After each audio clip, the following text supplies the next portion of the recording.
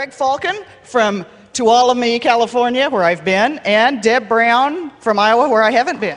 But I will. All right, here, you can take that. We're just going to kind of sit over here. We're going to be quiet, right? You know, we had this all planned out, and 2 seconds ago, Jeff goes, "We're going to join you." Okay. Yeah, you were. Well, you know, we want to stand. We've been sitting all day. How about everybody stand up and stretch? Let's do that first, please. We're last. We can say that, right? Sure. Both of us included that in our 140, by the way. Yeah, I we stole had it from her. stretching sessions, so. What we want to start out with, we're going to ask each other questions. Pipe in whenever you're ready. Why did you do this? Why did you want to do this? Why would I want to do this? It all started out when I somehow, and I don't remember how it happened, I tuned into the 140 conference in Detroit on the live stream, and I just couldn't turn it off. The stories were just really catching my attention and my interest, and a short time after that, again, I don't remember how I heard it, I heard about this conference, 140 Smalltown. And since I live in a small town in the Central Sierras of California, it just clicked. Well, here's this conference that I know, I love the format of, and it's about small towns. I've got to go. So I came last year and loved the presentations, had a great time, cornered Jeff in the lobby out there and said, you know, I'd love to bring this to California because our community really needs it. And what did I say? You said, well, we can talk about something. Oh. And in, I think, late December of last year, Jeff posted on his blog that they were going to have local 140 conferences. And I immediately sent him an email and said, we want to do one. And that was how we got started, and and in January we actually started planning, and the conference happened in May, which was after yours. Well, my story is very similar. I had been following Becky, actually, who introduced me to Jeff online, and I ended up in Hutch thinking, yeah, I can talk. I'm friends with Cody. I was one of the original 11 bloggers, a title I proudly hail. Mm-hmm. And after the conference, I said to Jeff, you know, we need to do this in Iowa. This is crazy. Hutchinson, Kansas is great. It's a small town, but all of our towns are small in Iowa. We need to do this here. And Jeff said to me, well, make it happen.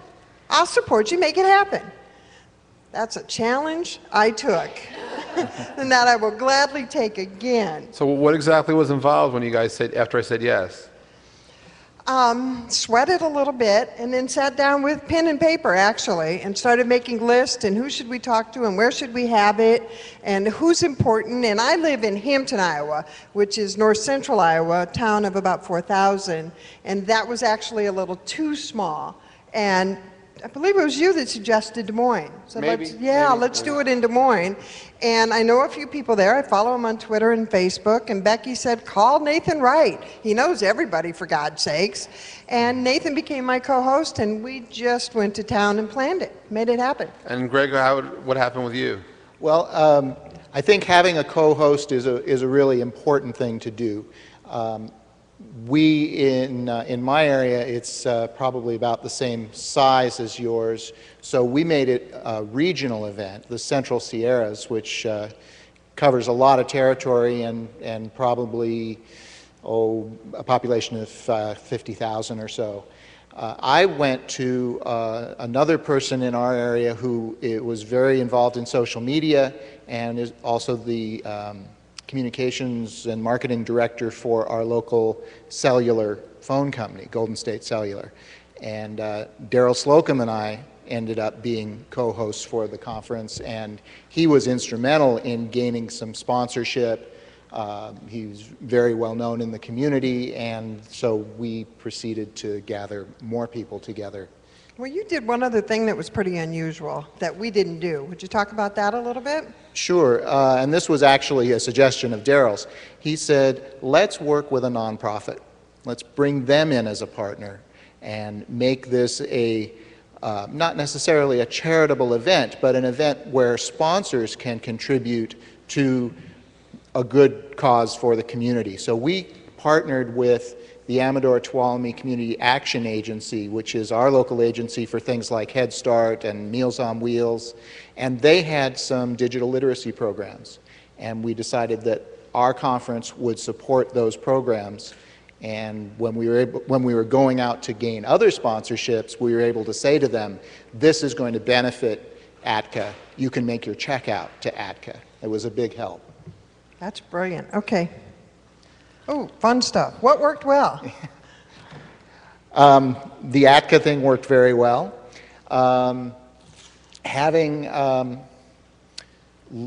You know what? I'm going to turn around and ask you that question first. Because I have some answers. Because I always have answers, you have right? good answers on that one. What worked well for me, and it was some advice from Becky, she said, surround yourself with people that you know. Create your own team and make sure that everybody has a job. Do not do it all yourself. Quite a challenge for me. But I did that, and it worked really well. We had a young lady that was a friend of the family that's a graphic designer, Megan Prawley, and she did all our graphic design work, comp. And she also was my assistant the day of. So she's the one that ran and said, hey, can you go talk to them? I need to see what they're doing, or what are the sound guys doing? So that I could actually be, and in our event, I was on the side of the stage, so I could watch the reaction of people and make sure that we were covering all the bases. So having an assistant, creating a team that really worked, that helped. That worked well. If I could just jump in for a couple of minutes, because I want to first thank both of you, because both, by the way, if you don't know what we're talking about, if any of you were touched, moved, or otherwise engaged with what you saw here today, and you want to take it home with you, you can.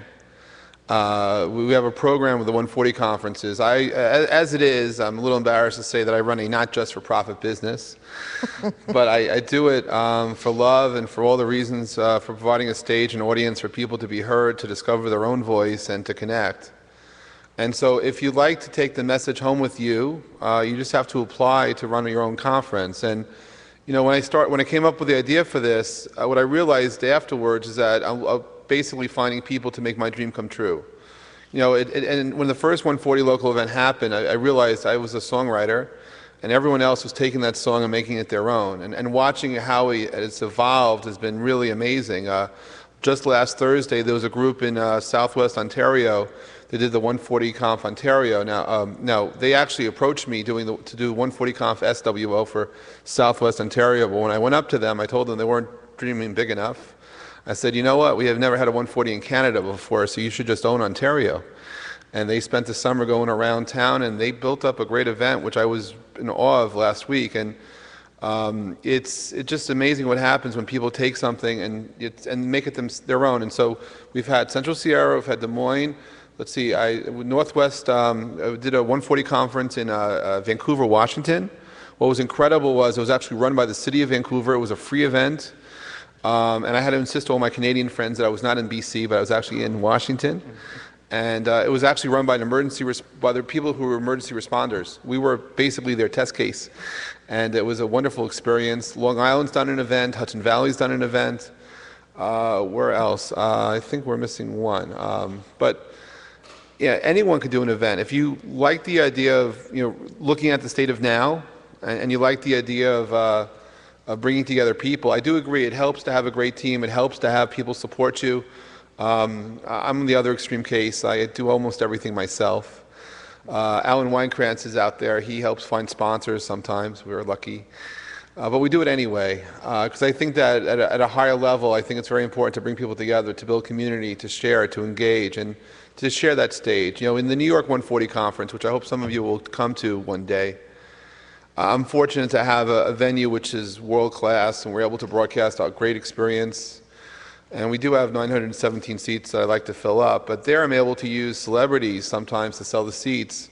But the secret is the celebrities may sell the seats, but it's being able to share the stage with people that otherwise are unknown.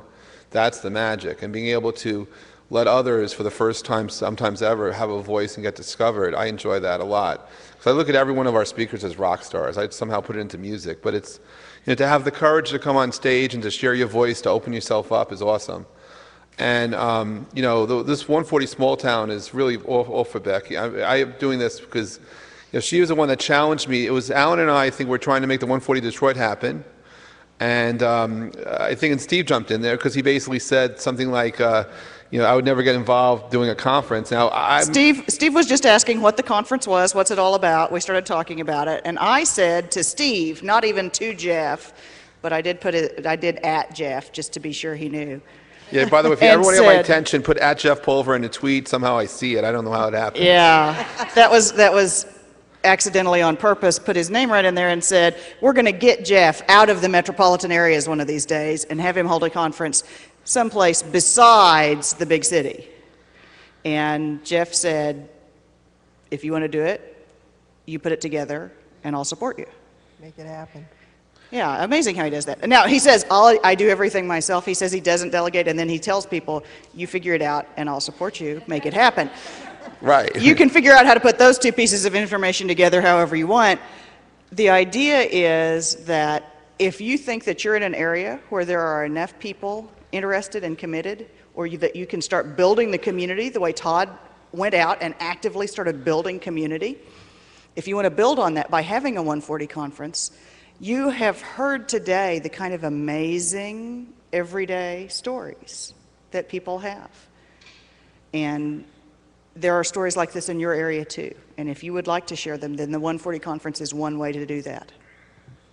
Yeah, the connections, the stories are phenomenal. That's what made it for me, actually. We spent the day, you look at the pictures of me on stage and I'm grinning from ear to ear on every single one. It's just crazy because I was so happy and the things we heard were really powerful. And just a couple of examples of things that happened because of the 140. We're going to talk about that a little bit. A local business, one brick and mortar business came and the two of them spoke that work there. They have since, Cornerstone Cottage, opened up a new store, Cornerstone Cottage Kids. They actively use Facebook and Twitter, and this is in a town of 4,000 people. It's amazing what they've done because they stepped outside of their circle, of their comfort circle, and made something happen. And that was because of the 140. Yeah, and we heard from many people that Facebook and Twitter were something that they had heard of. They thought maybe they ought to be doing it, but they didn't really know why. And after coming to the conference, they said, we started doing it. We still maybe don't really know everything there is to know, but we're doing it and we're seeing results. And it's because we came and heard a day's worth of stories about how people were having success with it. And so what you may have noticed is that we didn't discuss the how, but it's the why, which is very subtle, right? Because no one came here today to tell us how to tweet or how to Facebook or how to +1 or whatever, but we basically explained the why. And we did hear quite a bit that people wanted the how as well, and we're planning on doing more of that separate from the conference over the coming year and leading up to an event next year. Yeah, our local community college picked up the how questions and ran with it. And now they're teaching Facebook and Twitter courses because they came to a 140 conference. And I'm going to tell you, if you've ever been to a church dinner, go talk to the church ladies. They'll tell you how to do it. They know what they're doing. So are you doing it next year? Yes, I am doing it next year. We're doing it April 23rd. I understand it's a good date.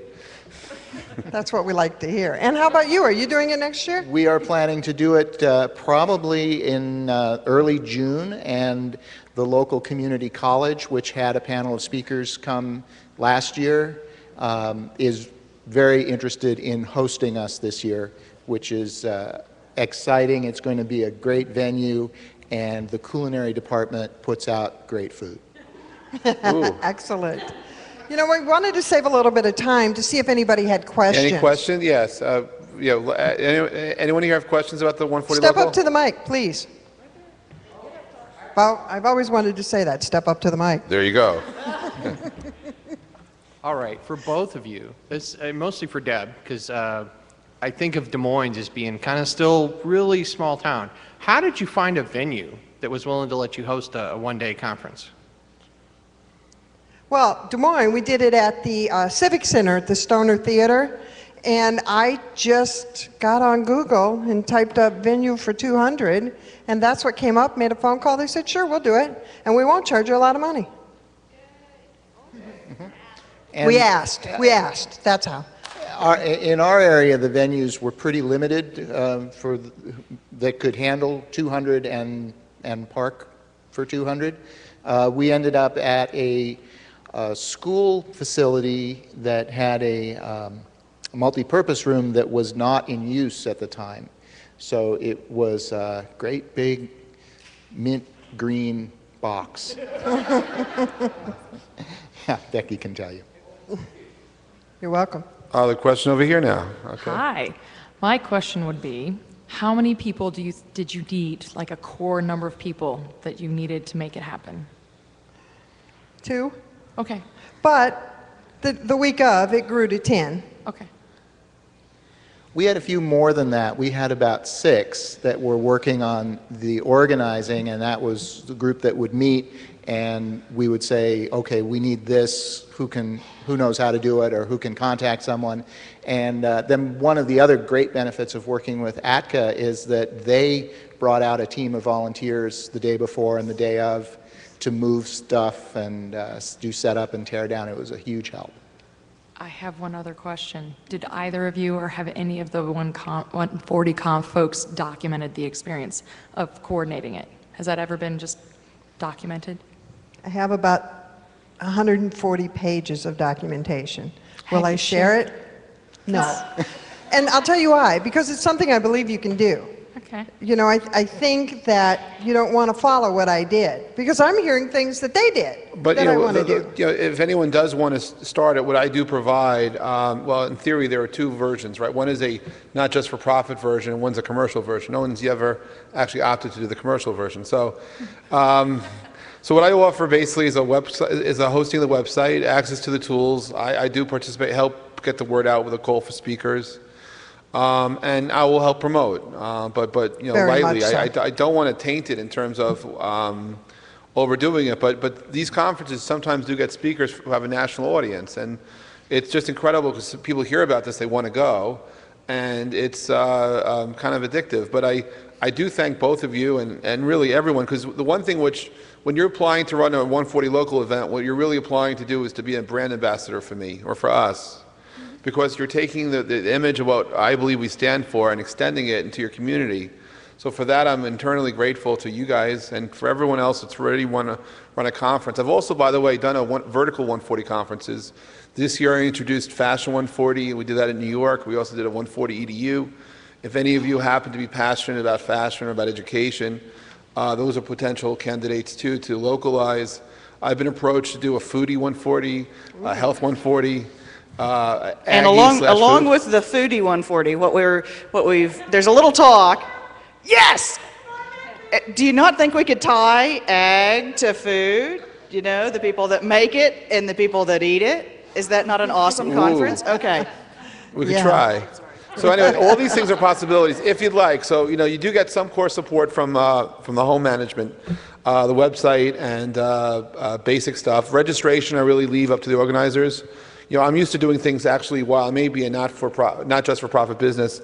I do look for revenues and stuff. So I try for the local 140s. I don't want to touch any of the money.